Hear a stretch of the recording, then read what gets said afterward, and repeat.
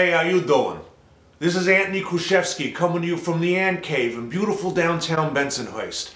I'm recapping Season 6 of Game of Trones, and we continue this week with Episode 3, Oathbreaker.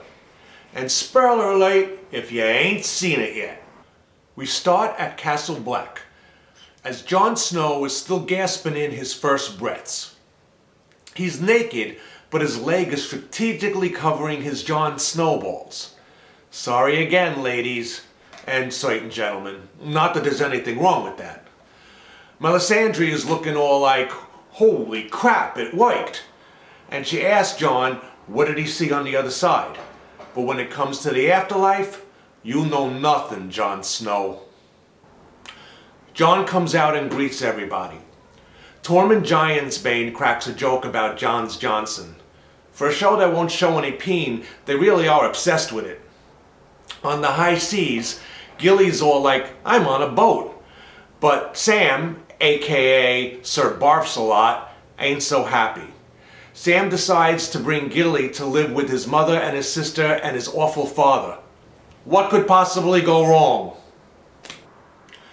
Bran and Raven Wan Kenobi are on another vision quest. They're at a place called the Tower of Joy. And I'm surprised no one has said, hey, I got your Tower of Joy right here. Anyways, a famous fight took place here between Ned Stark and Sir Arthur Dayne. Ned, who's looking a lot like Doogie Howser, and his posse go up against Dayne and his wingman. Ned's bestie Howland Reed and the rest of his squad get cut down, while Doogie Stark MD performs an emergency tracheotomy on Dayne's pal. So now it's just Ned and Dayne. And it doesn't look very good for Ned, although his victory is legend... wait for it... Darry. Reed comes to and stabs Dayne in the back, while Ned finishes him off. Then Bran and Raven Wan go back to nesting in the Giving Tree. In Vaes Dothrak, Dany is taken to the old Khaleesi's home, where she meets my Aunt Rosalie. Dany is told that there will be a vote to decide whether or not she can stay. So I guess this is the Dothraki version of Big Brother. In Meereen, Varys meets with Vala, the chick who is helping the Sons of the Harpy. He wants to know who's running things, but she ain't squealing. So he's all like, so, I hear you got a son. Seems like a nice kid. Be a shame if something happened to him. Tyrion tries to get up a game night with the personality twins, Grey Worm and Melisandre, but they both stare at him so blank-faced and dead-eyed that I thought I accidentally switched to an episode of the Kardashians. In King's Landing, apparently no one has told the kids not to take candied plums from a stranger, and they ain't no one stranger than Qyburn. Cersei and Jaime crash a small council meeting that's being attended by Lady Olenna, the Dowager Countess of Highgarden. But the council's all like, bye Felicia, and they just walk out on him.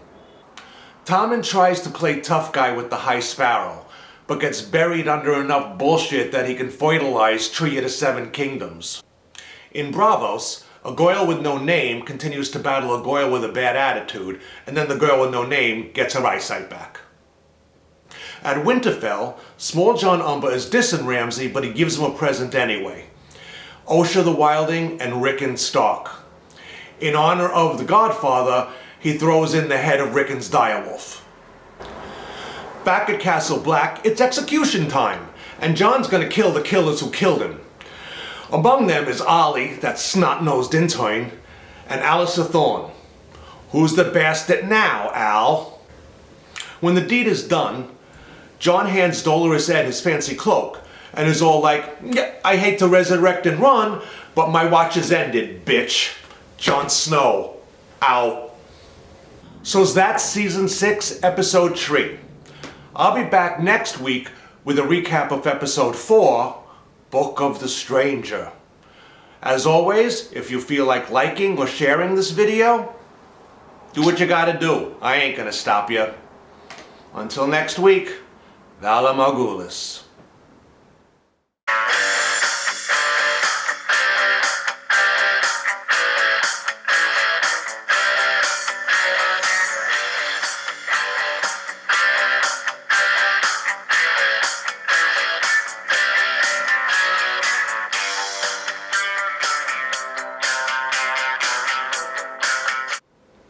My watch has ended.